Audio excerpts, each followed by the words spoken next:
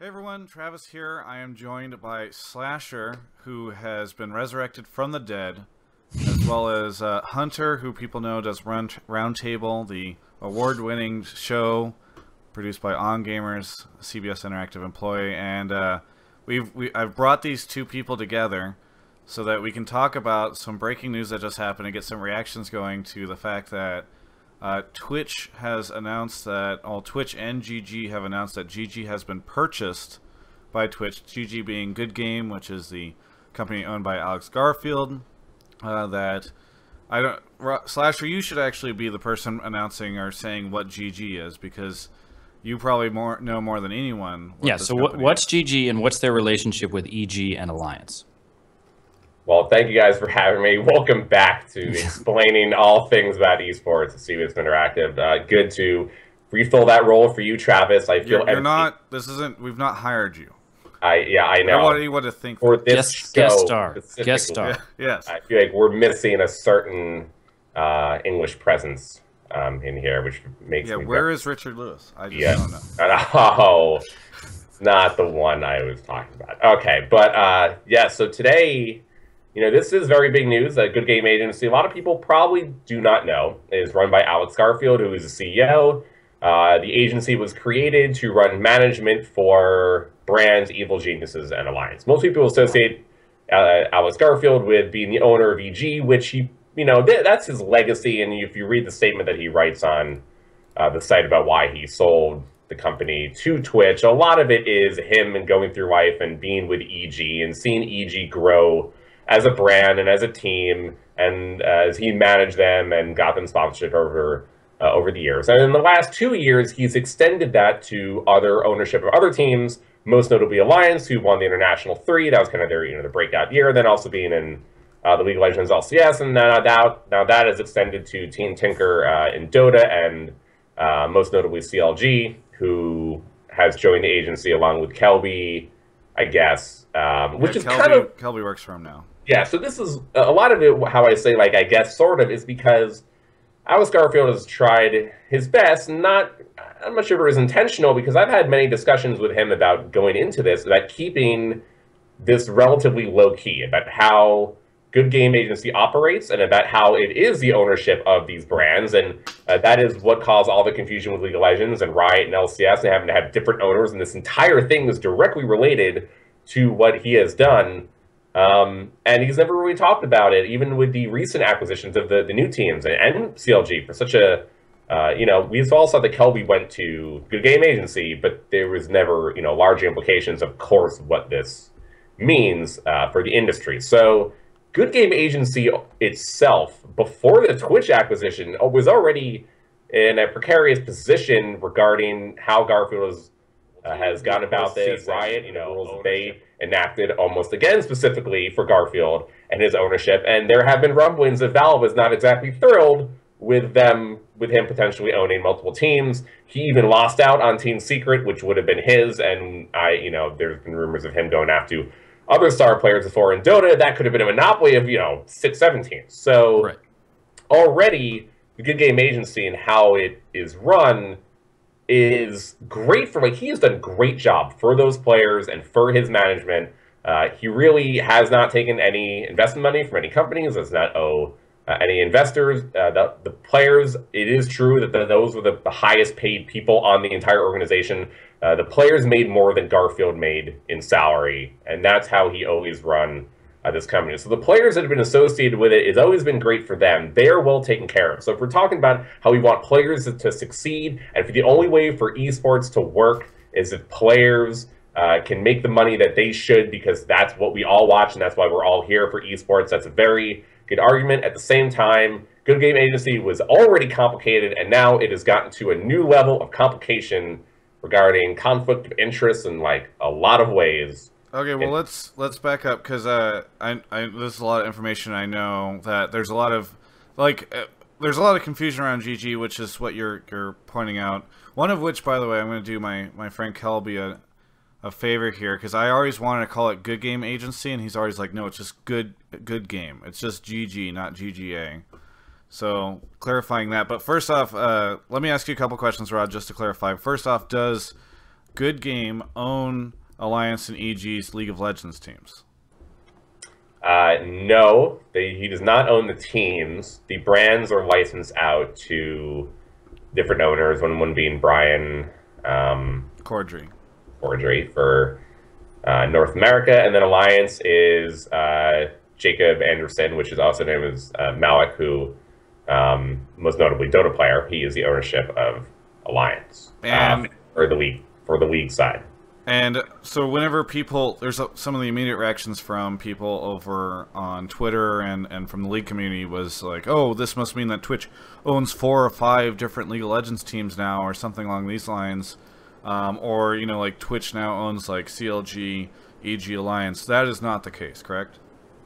No, and League of Legends and Riot, the way that they have all structured this deal, and Garfield had to go through Riot to originally do this entire situation to begin with, because when he formed Good Game Agency, Riot was his main roadblock, I would assume from talking to him and other people, in terms of doing everything because of the way that they want to regulate the league. So here he had to go through things in the very first season. Now with the way the new rules are existing, Riot has been pretty good and smart about this. So no, I would not worry in terms of that. But from a marketing standpoint, GG now represents a lot of it represents 5 league teams, which means that from a marketing, sponsorship, sales standpoint, Twitch now directly represents has 5 teams financial interest in theory ahead of the other teams in the league. GG doesn't represent 5 teams; it represents 3, right? Because we've got Alliance and EG, which will be changing names 3 soon, League of Legends teams, and then CLG. Right. Yes.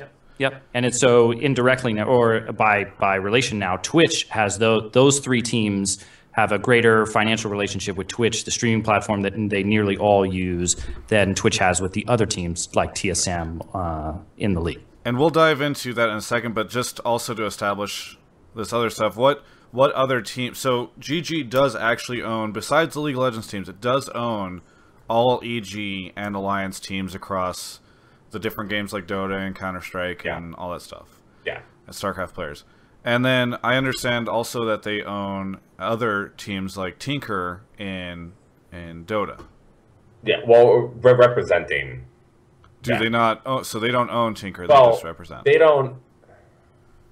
As far as I know, I actually do not know about Tinker specifically, because Tinker might have an owner that has signed a deal with GG to represent them. That might be the case. Yeah, I don't actually know either. Or it could just be representation of the players. Okay. All right, but let's stick to League where we're more confident. Well, I like to make it broad so that people understand like the full aspect, because obviously like we're all like myself and Hunter are more League biased, but but like Rod brought up, one of the challenges of this is that Alex has done a lot of things without the public necessarily finding out the exact details.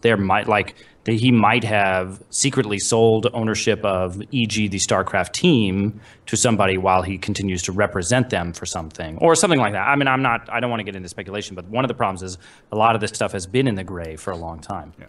So let's go ahead and dive into implications and what this all might mean. So for those that missed it, today the announcement came out that GG had been sold to Twitch. For those that haven't been keeping up recently, Twitch has also been sold to Amazon several months ago. And so this is kind of a strange thing where people are saying, okay, now GG's owned by like Amazon or whatever. Obviously, there's a bunch of links here in this corporate chain. And Hunter, you might be able to speak more to how the company stuff works, because Slasher and I are bums who never really became company men. But yeah, so now Twitch owns GG. Some of the immediate reactions I had were just like, wow, this is a huge shift in power balance, because GG had been a pretty big, important component of the scene, especially before like the rise of Cloud9 and that kind of thing. And then we have Twitch, which has only become more strong and more powerful and had more leverage and push in the industry as it became almost entirely the exclusive streaming service, while Azubu and Hitbox and others have struggled. So I don't know, Slasher, how long did you know about this? Did this surprise you as well? And what do you think are some of the immediate topics? And we can hop into those.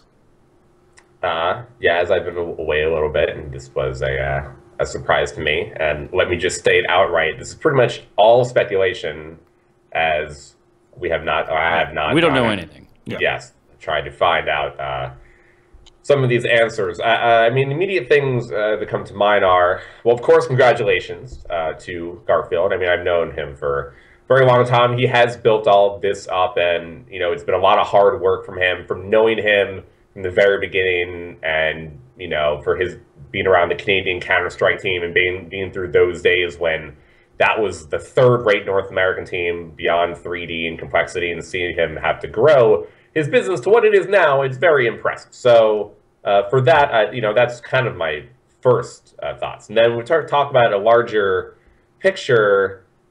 We really need more details. I mean, from maybe what you've heard, GG Agency will continue to be as it exists. It will just be under Twitch. And they could have very well made a deal very similar to Twitch and Amazon, where they will stay the entity that they are now, and Twitch will not really touch them that much beyond, you know, of course, there are going to be certain things here and there, just like there is with Twitch and Amazon, but they may have well made this deal in terms of how much autonomy they're going to have from each other and influence they're going to have with each other. And if it would not surprise me to see them have autonomy from one another, and them not try to complicate things more so than there are going to be. And if they say that, I would actually believe it and not call bullshit on them, you know, well, certainly, because both of these companies, I believe, have given, you know, that kind of respect, that if they said that, I would believe it because of the history that they had.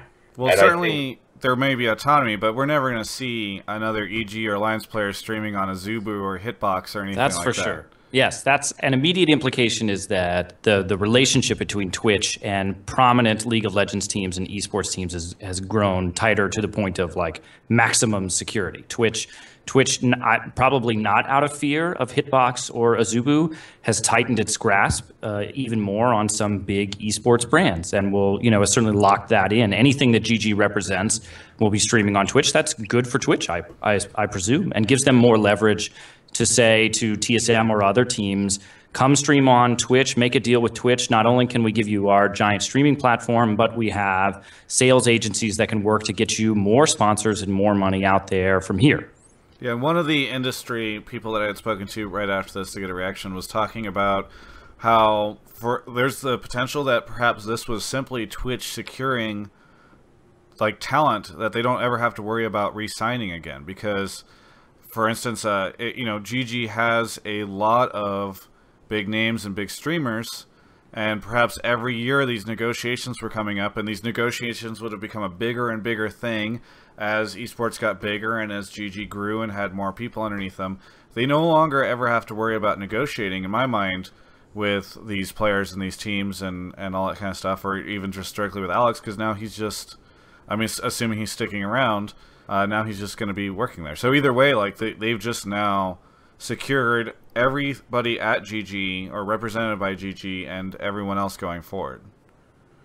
Which I think that's right. If you were Team 8 and you just made the LCS and you're like, hey, I've got a thing now, I want to get maximum value for my thing, GGA/Twitch is by far able to give you the best package, just on sheer scale, the best package for your asset, which is a League of Legends team. Yeah. I mean, just the way the Good Game Agency operates, it is interesting in the way, outside of the league context, maybe because Riot is run. I mean, Twitch is partnered with Blizzard for all of their events. Riot uses YouTube, Azubu, and Twitch. Riot uses everybody. Yeah. And Valve, I think it was partnered with Twitch for TI, if I remember. But they also were on ESPN and other places. But yeah, everybody's with Twitch. Twitch is with ESL. I mean, we just had IEM San Jose. ESL and IEM has a exclusive partnership with Twitch, and there was a thread on the League of Legends subreddit saying, please stream on YouTube as well. So, I mean, those are my initial biggest concerns here. You have, I mean, there's two sides. One is Google just got Fwiz. Fwiz was now going to be the head of gaming over there and left MLG. And I know that, you know, he's a big esports guy. He knows what's up, and I would think that, you know, their YouTube live stuff didn't really go so well before, but they're gonna try this again. And Google and YouTube wanting to come into play here is now going to directly interfere with anything, because all those teams will be owned. And then on the flip side, you have MLG,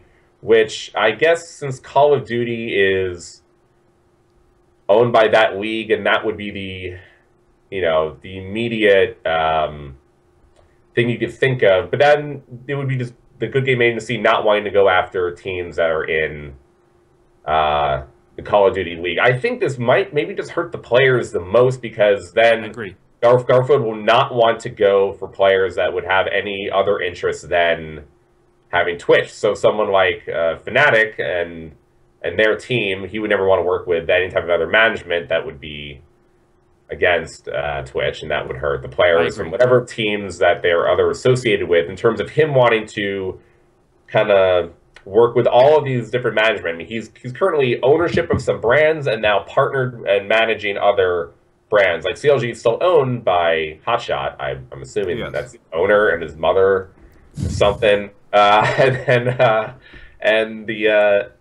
it will be managed by Garfield. That will come into play with other teams. But if they don't do Twitch, then they cannot be part of this. I agree. I think if there's risk here, I think this is clearly good for teams.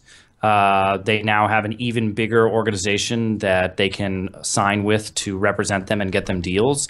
Indirectly, that's good for players, in the sense that a player on those teams, if they're willing to go by whatever standards or like deals the team signs, can potentially get more money. But the individual player now has lost out, because their ability to negotiate, they're now negotiating with a far bigger industry. So like you were saying, Travis, they locked up, in a sense they've locked up EG and Alliance and CLG players. But they haven't really. They've locked up those teams, and Double Lift or anybody can change teams and then be potentially with a different organization. That's just now a lot harder. The package that those teams are able to put together is so much better that those teams are certainly enriched, and the players they sign with are enriched. But a player can really be sitting on the outside now thinking there's one giant entity to sign with, or I go with on my own and get far, far, far less. So if I'm an independent player, I think I'm made more nervous by this rather than sort of encouraged and waiting for who represents the players anymore. Because now GGA, which we sort of talked about like a talent agency, like you think of David Falk or other sports agents, that's not what GGA is anymore. They're now something that represents teams and the interest of teams. Which indirectly is players, but not directly. I mean, we should also note that the GG doesn't just represent teams; they also represent talent and that kind of thing. I think that they have other people that they have access to. Which, by the way, it seemed as though Twitch was starting to get into as well. Twitch was like, they have some deal with like Coke right now, Coke Gaming or Coke Esports or whatever, where they're doing like a gamer-thon thing with different personalities. And there were definitely people who, like, you saw the rise of all these like streamers and all these like stream personalities who were pretty much unaffiliated, sort of like YouTubers or whatever. And you kind of had this thing where, like, yeah, they were kind of loyal to Twitch, but now you're going to have GG who could potentially come in here and also represent these guys that have been around for a while. Yeah, but you can't hire GG to negotiate for you in your next deal with a GG represented team, right? Like a CLG player can't be represented by GG in their negotiation with CLG, because GG represents that. So if I'm a CLG player and I'm like, I want maximum representation for me, GG's unavailable now. Yeah. I have to go find somebody else. GG was never really representing players, right? Like, it was always signing players. That's what I'm saying. Players are weakened now because teams have this big organization that's behind them. And until there's the rise of players union or players agents in some real, and I know we talked about this, Rod, aren't they now even in a weaker position negotiating? I would think the players, I even want to know what the other owners think. Because what if you're not part of this super alliance now, which, I mean, is pretty much those teams and maybe a few other teams. If you're on the outskirts, you're a Fnatic who's with Azubu, Navi, who... Dignitas. TSM or Cloud9. TSM, those two might be big enough, but like that second tier, the sort of Fnatic with Azubu, whatever deal, trying to come back, Dignitas, Navi, that tier of team, yeah. it weakens their negotiating power a little bit. I mean, you'd have to assume if you're a free agent player too, you're looking at the Twitch GGA behemoth money empire over here. Right. Or there are some very good teams that you could also join, but why not make sure that, you know, I bet who knows what type of deals now will be in place for those streamers, for anyone that are on those teams and under those organizations. They can get better deals, they can get more exclusive deals. Right. Twitch can afford to give those players a higher CPM because they're distributing the money not as far as they were before, because they've cut out, they effectively own what used to be middlemen in that transaction. So I have two questions. I'll throw them out here just in case, both of them at the same time, just in case we can link them up somehow or whatever. But the first question is, there are other existing agencies out there, none of them I think that were as prominent as GG, but Gem, for instance, who represents Monte Cristo, at least he was for a while, I don't know if that's still the case, and other people for a while they were working with Richard CLG. Lewis, and there are a couple others that were not nearly as notable. But do you guys think that this just kills those guys, or is this like an opportunity for them to rise up? And then the second question, by the way, is does this encourage like a Cloud9 TSM agency from occurring, where maybe Jack gives ownership of Cloud9 to somebody else, and then he creates an agency and signs TSM to his agency? The answer is yes and yes, but Rod will give them. I think the long term, the answer is yes and yes. The short term answer to the second one, the part is already yes. It's already happened, because we have in Sweden a man named Gustav Kahl, who runs the management for Clutch. They represent NIP as well as property. And they, from what I hear, is going to be a few more teams very soon. And there's a whole lot in that region, which are, you know, very well known, that could be represented. And we could have another layer of thing that we really don't need. It's like it only complicates. Like Garfield, evil genius is right. Mastermind, super evil genius in really knowing what the industry needs in terms of marketing, and that teams aren't really clubs, they're really marketing agencies, and he's done a great job in this way, and now we see other people do it, and I think as GM, and we'll see it in Korea. Also, it's just complicating the shit out of things, I think, more so, because we could have more management agencies that have ownership and or partnerships with a bunch of different teams, and I think that would. It's hard to imagine in traditional sports ESPN directly repping teams or players directly, and that's kind of, you know, like ESPN not only broadcasts Monday Night Football, but also has relationships with particular teams and then particular players on particular teams.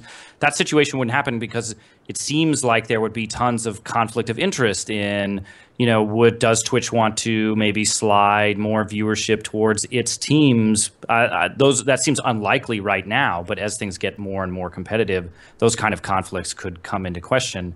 And I think if you're TSM or Cloud9, you now feel like, oh, I was, you know, sort of big shit at Twitch before and had all the negotiating power, but maybe Twitch doesn't need me as much as it once did, because it now has these very friendly teams in its corner. So then okay, so first off, is Gem dead? No. Because again, individuals and players need someone to rep them. And who else do you have? Yeah, they need management to get them, and then the better deals with the teams. You know, they're the middlemen between. And that's, I think, something we haven't seen enough players taking. Well, in the past, Gem represented CLG, for instance. Right. Do you think that means that now we'll see Doublelift signed to Gem to negotiate with GG, for instance? Okay. For Doublelift's sake, I hope so. Right. And then do you guys think that now we're going to see like Jack, for instance, who I think has proven himself to be Jack, owner of Cloud9, who has seized up many very good teams in the past year or two? Do you think that this means that now we'll see him be like, okay, I have to now create this agency to compete with the power that is Alex Garfield and GG and Twitch? I don't think so, but his life is just made harder. I mean, The Oakland Athletics got to play against the Yankees every single year, and it's not getting better for them any year. You just kind of have to deal with the situation as you can. I mean, he could, but I don't think he has to. I think he's actually, in a very particular case, that he's in a good area right now. So is Reginald and TSM brand. But Jack really, out of everyone, has built a lot of, in North America, has some great talent across like pretty much every game right now. In esports, he probably does not have to. I would be more worried for someone like Fnatic, who's already has ties with Azubu, who is now on the outskirts. They're not just like along for the ride, partnered with Twitch. You're now the enemy. You are now, we're gonna really take your talent. We're gonna take your best players. What if XPeak and Xpeke and who else was left with him? This new team, right? Cyanide, yeah. What if that new team is going to be with GGA? Without the Rome possibility, because I have no idea what they're doing, it would not surprise me if that team, it would be with GGA. That's only just another stab in terms of all that stuff that happened with Fnatic. If that happens, if you were a new team, say that, like, that added drama is there now because of Twitch and GGA together, right? Because of direct relation with the Zubu and with Fnatic. If you were a new team, Rod, wouldn't you be calling Alex Garfield at this point and saying, how do I get GGA representation? How do I get Good Game negotiating for me on my streaming deal and my call with Razor or Monster or whoever else, right? HyperX, like, that's who you want, because they have, this is sort of how so Twitch networks are a thing that I think people are generally aware of, but they don't necessarily investigate.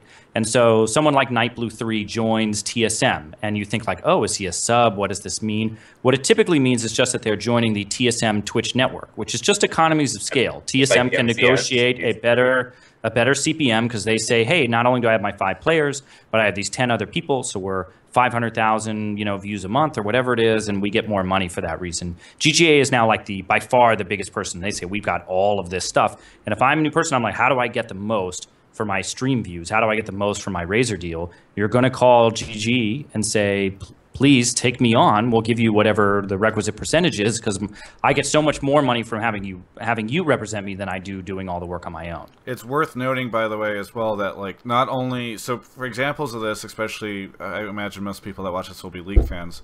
Examples of this is NightBlue, who used to be on TSM, but I'm Gosu, who is a sub for CLG, who that means that the moment he showed up or she showed up, I don't want to make any guesses as to the gender of I'm Gosu, but they started streaming on Twitch, and not only does that mean that they get part of the Twitch CPM and that CLG can say, like, look how many views I'm bringing to your network, but they can CLG can also say, hey, iBuyPower and hey, Cellucor, not only do you get all the views from my 5 guys and impressions whenever those ads show on their stuff, but here's all of the impressions you'll see. TSM signing Trump, for instance, is an example of this. Trump is a very big streamer as well. So yeah, I think it puts tremendous pressure on the mid-tier, what used to be this sort of B, which now looks like C since we have a new A. Like, your tier A organization is whatever this GG Twitch hybrid thing is. Your B is just sort of TSM, Cloud9, maybe Fnatic used to be, but probably not. But your C tier organizations are now under tremendous pressure to provide appropriate value for the talent that they can get. And if Origins, Xpeke's new team can say, hey, I'm sponsored by GG, I can now pay twice what Fnatic can pay to their players. Fnatic is that kind of C tier, is in a ton of trouble, where suddenly a brand new team has more resources than something that's been established for a long time that is odd man out in this new world. It could be, maybe not instantly, but a serious fundamental change to the way esports business is conducted. Slasher, you have the historical context, I think, to answer this question, but I want to know, I'm going to name 3 teams, and I want you to tell me how they look 3 years from now, given all this information. So first off is Fnatic, next one is Dignitas, and then the last one is TSM. So given this news, and we're talking about Fnatic so much, like, are they around in 3 years? Are they represented by GG, or are they still independent? No, I think Fnatic, they're going to be independent. They're going to be doing okay, though. Like, they're going through some drama now, and this isn't going to help, but they're still been a brand for a very good, long time, and I cannot see them either combining nor going away. Fnatic stays.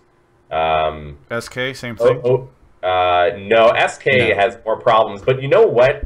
They have really done well for their legacy lately in the way that they pick their lineup and the way that they represent themselves in LCS. Not World Championships notwithstanding, fucking idiot, but right.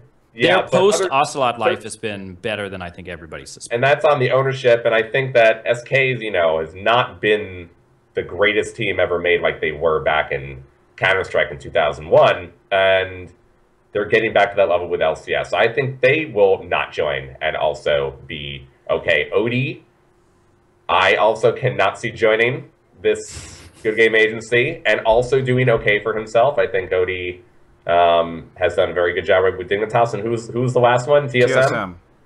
There is no way that Reginald and Garfield, I mean, that's the only one that I could see maybe, because that's the only one that I could see never happening, which is the reason why Reginald joining up with Garfield could potentially happen, because I don't think you can predict Andy over there at TSM. Of all the old legacy esports teams, I think they're all stick how they will be and be independent and work on things. I could see the TSM family coming to the Good Game Agency. These guys don't create like an alliance or anything like that. There's no GG. No if this is GGA, but they don't create GGB. Yeah. They don't create an alternative, or they don't join up with this new one that you were talking about or anything. I mean, how do they compete? Because I feel like as we're approaching this time where we see more mainstream sponsors coming in, doesn't GG just grab all of those? Because, I mean, we'll talk about this in a second, because I think one of the big things is that Alex can sell packages. But why, like, how do these guys survive whenever, theoretically, GG's able, and maybe Cloud9 or something like that, is able to absorb a lot of these mainstream guys? I think that they'll be able to do it as they still do. Probably Good Game Agency representing a lot of teams at one time. Maybe the one brand will be attached to all of them, and it could be spread out more. I believe Garfield could actually probably help a lot in this way, in terms of the way that sponsors should be treated to the teams and getting appropriate ROI. I think that's like one of the big reasons this deal did go through, is because he is very good at knowing what the sponsors should get and then how much money you really should deserve from getting from them. Like, the sponsors don't deserve free promotion. At the same time, teams need to actually provide the good business value. And he has been the best at getting teams money and making sure that people get money and things are profitable, and that's a very necessary step. So I actually think that part will be good. It's just now going to be harder for everyone else. Again, that part is not so good. I mean, if you're Riot, how nervous are you, or concerned or angry that this has happened, and how does it change your relationship to Twitch, which was maybe before just a sort of non-team affiliated, a neutral third party that you used as a broadcasting platform? They can't love it. I mean, I really can't see Riot with everything that Riot has had to do, and the negotiations that they've had with Garfield regarding Alliance and EG over the last 2 years, and the new rules that they put in place, the entirety of all the restrictions they make of having one organization own one team brand, have everything simple in Korea and in China, where that's never been done before, and all of the other multiple implications that it's had on the Korean scene, which are far greater than anything that we've experienced here. And they did that for more than just, a conflict of interest reasons, but for just simplicity reasons of knowing there's one team in 8 regions and there's only 8 teams. It's very easy to figure out, like playoffs, and everything's very simple. No, because this really makes things only way more complicated, because if we have talked about it for now 37 minutes 30 seconds, and there being way more issues than we've even brought up, for the layman esports person watching, probably won't have any idea that this stuff is happening. But then for someone who's like looking into it a little bit, it will probably confuse their league, which is what they wanted the LCS to be, simple and easy to understand.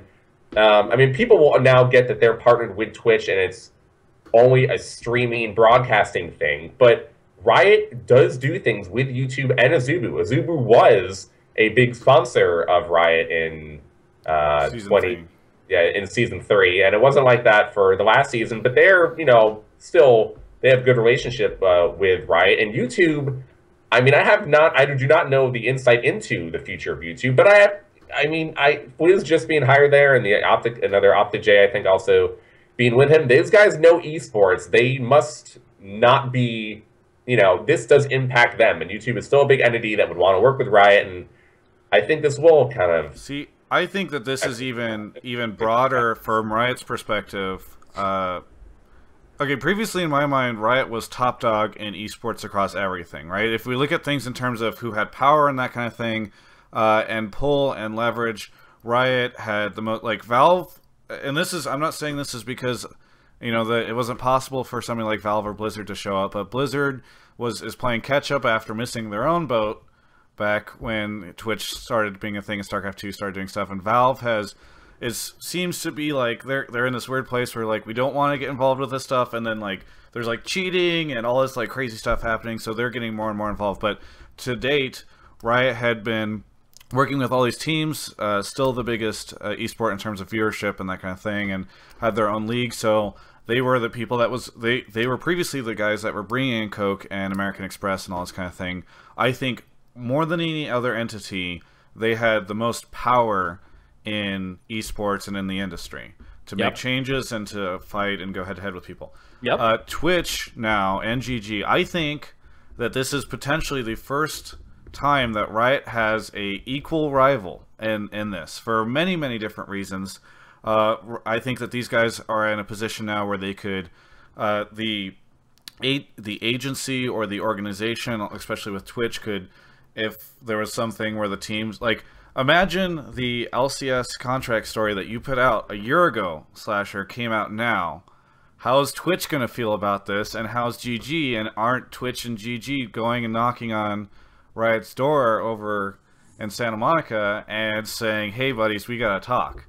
Another example, I think, is the sponsor thing. So I mean, now I kind of want to launch into this discussion, but one of Alex Garfield's greatest strengths, and as EG grew and GG happened, has always been his ability to attract sponsors and to provide them with packages. And you guys talked about this before. He knows how to approach a sponsor and say, this is how you enter esports, this is what you can do, this is how much you spend, blah blah blah. Now, like previously he was able to do this with HyperX and others, HyperX previously Kingston. Now he can approach, let's say Coke is doing stuff, he can now approach Pepsi and say, hey, you guys, because everyone knows the big reason why these big companies didn't spend money, it was because there wasn't enough for them to spend money on, because they have these big budgets and they only invest in 5 million, 10 million, whatever. Now he can say, you guys want to get into esports? You can have ads on all these different tournaments. You can have ads across streams. You will be a sponsor of half of the teams across all the different esports, and like just go in. Like you can, we'll provide you with, if you guys want to run an event or a competition or a thing you can contest, you can have hosts for it, because we also have personalities. I think this is huge. It's huge, but it's not necessarily good for sponsors, right? Because again, the biggest negotiating entity is no longer you. You're now negotiating somebody who can really negotiate from a place of strength, who has economies of scale to leverage against you and force you to pay more per player, per team that they're representing. And that only gets worse. I mean, like, if this works, GG only gets bigger and bigger and bigger, and it makes it much and much harder for HyperX to get things on the cheap. They're going to get squeezed harder than they were before. So you're right in the sense that I think it's good for the industry as a whole. As Riot would say, it's leveling things up and bringing even more money into the team player world, but everybody else gets squeezed as a result. Yeah. I mean, I gotta say, I'm okay with sponsors getting squeezed. Fucking squeeze away. I mean, that's what we need more than ever. I mean, some sponsors have gone away over time. Some things that MLG has actually done are no longer there, like a Dr. Pepper, even though Coke has done a great job of replacing them. So there can be sponsors to be brought in. I'm really okay with just taking all of their money, because I think that the value is now higher than it ever has been. So, like, I would have loved to see the same argument from Garfield if he didn't sell the company to Twitch, because I think he'd get that money, and I would love, I love the whole aspect of getting all the money from the sponsors. That's one part I really have no sympathy for them and the amount of money that they have to give up for esports. Oh no, my corporate budget. So no disrespect, Hunter, but they can keep spending away, and that part is really okay. The larger issues, I think, for me, are just the conflict of interest and problems for so many of the other parties involved. There can be even an entire community, like Call of Duty, whose their entire pro league is on MLG.TV. Now, the community is insane. I am talking about it is probably the most insane community in terms of, you think like LCS deals left and right in terms of free agency is crazy, and it is with players going around the world. But Call of Duty trends on Twitter like League of Legends never can, because it is, and it's every single day, and then, it's very rambunctious crowd, those Call of Duty guys. But it is quite large, and they do have a thing with MLG on MLG TV. And now, even with those problems, EG just left Call of Duty, and you had CLG and EG both pick up Halo teams. Halo recently partnered with Twitch and 343 to run their tournament launch at ESL Studios in North America. Now, is all of this a coincidence that all those things happen? There is true that Call of Duty does have problems with personalities and players yelling at each other and crazy drama. Don't get me wrong, that all exists. All right, guys, we had a Skype problem. /having a seizure. That's what happened. Representing static. / seizure. But either way, getting back in, you were Slasher, I don't know where I'll end up cutting this, but presumably it was around the part where you were pointing out the fact that we saw Twitch sign with Halo, GG teams pick up Halo teams, etc. So theoretical conflict of interests. Yes, not only is there, we have to look at just the past few weeks and now have to wonder if this impact took place, but now it's going to even hinder any of those organizations picking up Call of Duty, which only hurts the community and the players of Call of Duty. For all the fans that love to see EG or they love to see, CLG go into Call of Duty again, like those organizations can have issues surrounding with the community and with MLG requiring players to stream on MLG.TV and the difference between between Twitch, and they've alluded to that as being an issue, and that is fair for there to be an issue. But this is not any better in terms of fixing that problem. That's now only going to hurt any of those players that would aspire to be at that organizations, as I can assume none of them will ever be part of the Call of Duty community because of MLG running the pro. So can you imagine a Beyond the Summit or something signing with GG to create and rep their tournament for them to bring in all that extra sponsor stuff? Here's a great example. Join Dota and MLG just announced a partnership for all of next year. So everybody who's not in this deal is on the out. What about all of the teams? I think they get screwed. I agree. But it would not surprise me a little bit to see what's going to happen with EG and Alliance and Tinker when Join Dota qualifiers and invites come around, if they just might happen to be busy during those 3 seasons and won't be able to participate. Or even if not that, but you have EG's, EG historically has run a Dota tournament.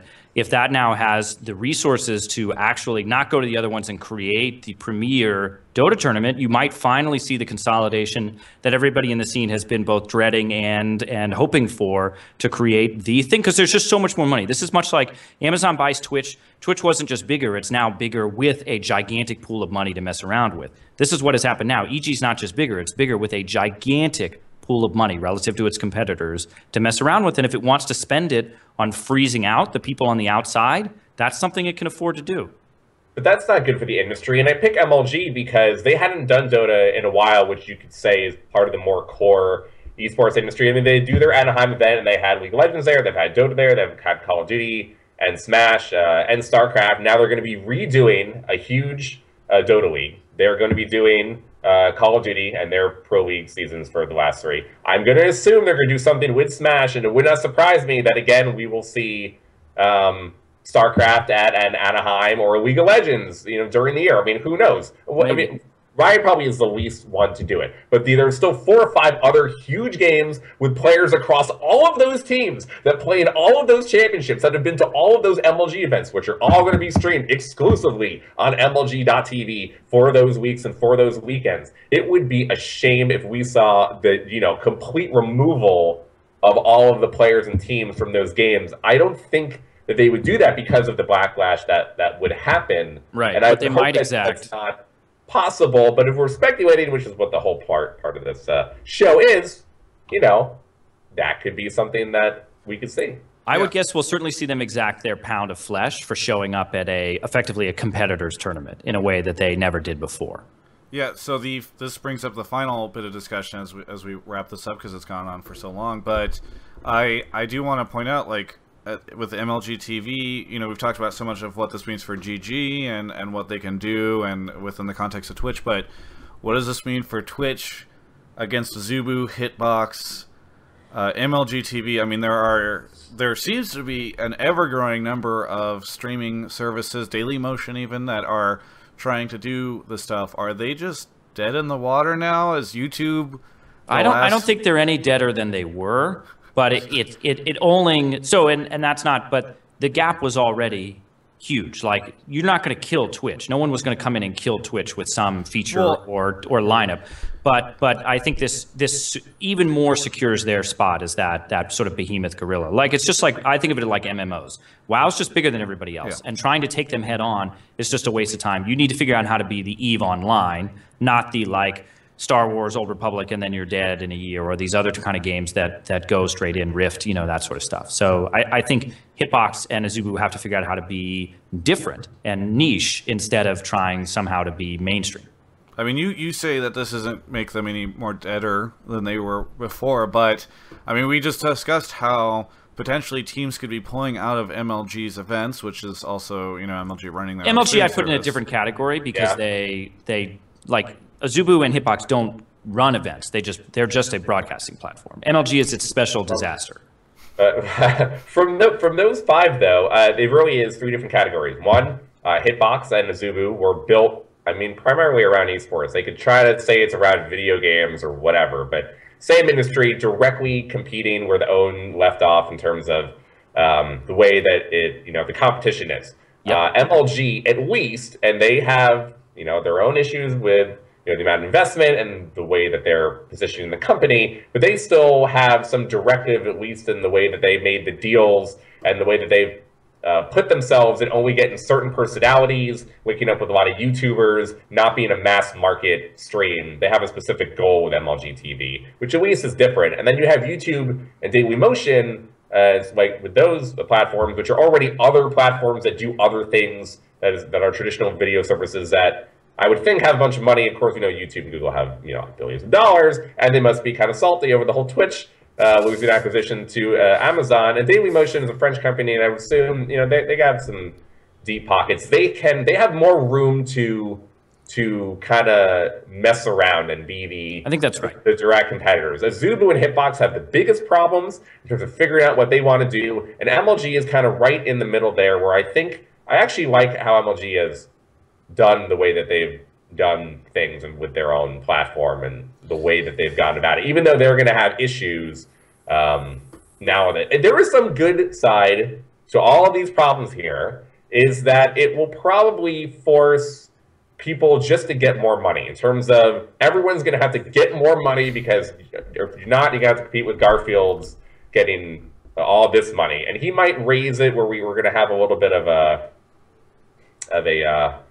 bubble, maybe a little bit, in terms of how much money gets put into all of these resources and how much ads are really worth and streams are really worth, and it'll probably go back down, but it will probably raise the bar for other teams and other players in terms of sponsors and the deals they made with the streaming companies, and they might have to pay more, which will hopefully get more money in the hands of. I mean, you say raising the bar, and they'll need to get more money, but that could potentially lead to them starving out. Right? I think it's raising the bar, but it's also raising the stakes, and that leads to, much like the poster behind me, a sort of a game of Survivor. And created by CBS Interactive. Created by CBS Interactive. Company. Watch it Sunday nights. But you know, and raising the stakes does mean that, like, not only can you get more money, but now you need to get more money. And if you do end up on the outs for whatever reason, you're way further out, and I think far more in danger of just not making it, not keeping up to the point where you just don't survive. If I was not on, oh sorry. No. So so I don't think the sky is falling, and I don't expect there to be this draconian, like system where everything just gets clamped down immediately. I imagine we'll see the benefits of this before we start seeing the negative effects. It may be a year or two before we look back and see, wow, the industry is totally different as a result of this. But I do think it's going to leave some people behind, and I don't know if you are one of those other four of that sort of, or those other five. You've got to be, and same with the the OD, Fnatic, all those tiers. You need to take a long look now at how this changes the landscape of your role in this industry and what you need to do to adapt. And if I were GEM or TSM, I would be clarifying my position and my value proposition to people in the industry, so that my foothold gets more secure over this next year rather than less secure. At the end of the day, does this mean anything changes, at least in the next year, for an esports fan? Because that's what I think a lot of people will be taking away. Like, unless the Dota scene consolidates around the sort of EG money funnel right now, I don't think there's profound changes in the next year. But this will forever change, I think, the way these guys, like, they might not see it now, but I think a couple years down the road, fans will be incredibly impacted, even if they never have any idea that they were. I think that's right. Slasher, any final thoughts? Maybe I'm being a little bit too naive here, but I actually kind of do believe in, all these companies are here to make money. They're all profitable, for-profit companies that want to all make money in our industry, but we all love the industry, and people at Twitch, and of course, Alex Garfield, who runs Good Game, knows the esports industry very well. And things like removing their teams and players from tournaments, which to me would be one of the biggest issues, I think he realizes that would be such a bad way of going about things, and that I don't think we will see that. I hope that we will see all of the Good Game agency teams in the Join Dota League for MLG. I hope they will all go to the MLG Championships and that kind of historic thing, which is in many of the different games that all the players are in. I mean, if one of these other tournaments, which we haven't seen a lot of, we have DreamHack and ESL, they're all partnered with Twitch, but if one of them wants to do a partnership with Azubu or YouTube for one event, and they have a lot of money, and the players want to go over there and play in that tournament for that prize money, there should not be those restrictions. And I do believe we will not see those things. So I might be a little bit naive. So that my biggest concern, I don't think will happen in terms of for the community and the industry. I think the only thing that we may have to worry more, maybe practical about, is maybe stream, Twitch's reliability, and Twitch always, I mean, that stuff doesn't matter as much, but who knows? Sasha, you and I should probably be reading up right now on the Microsoft cases back in the 90s, so that we're ready. We're a long way from monopoly, but this is how they start. We're just still a long way from it. Yeah. I mean, there is a big opportunity now for Azubu or YouTube to put in a lot of money here into something. Yeah, man. If I was Azubu right now, I'd be like, hooray! The opportunities abound. I mean, if I was opportunities. No, but really though, if I was Odie, or if I was Sam, I think GGB. Someone should be creating GGB. Yeah, I'm going straight to YouTube. You want to buy me? Yep. Twitch just did. You need me right now. Yeah, that's what I would do if I was the other owners. Be afraid, or be like a bull and go get some money. I don't know. I'm not convinced that anybody, even Google, let's say Google came in and picked up all of Cloud9, I think that would just be a bad thing for Cloud9. I don't think that'd be. Twitch is scary now, I think. I mean, absolutely. Twitch is scary now, and I think that's right. And I don't think Cloud9 has to do anything.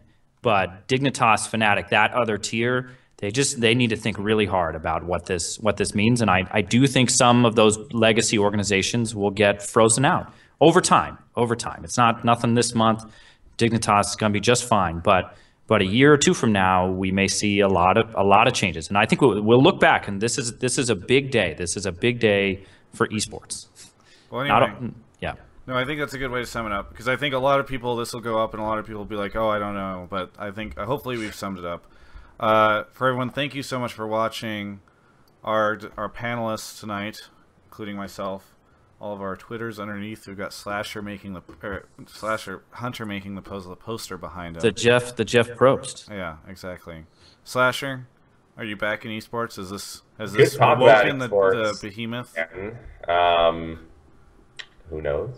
All right. Well, hopefully we see more and more of you, Rod. I'm excited for tomorrow's announcement that Twitch has hired Slasher to work with GG in partnership. You can check out the rest of all things esports at ongamers.com.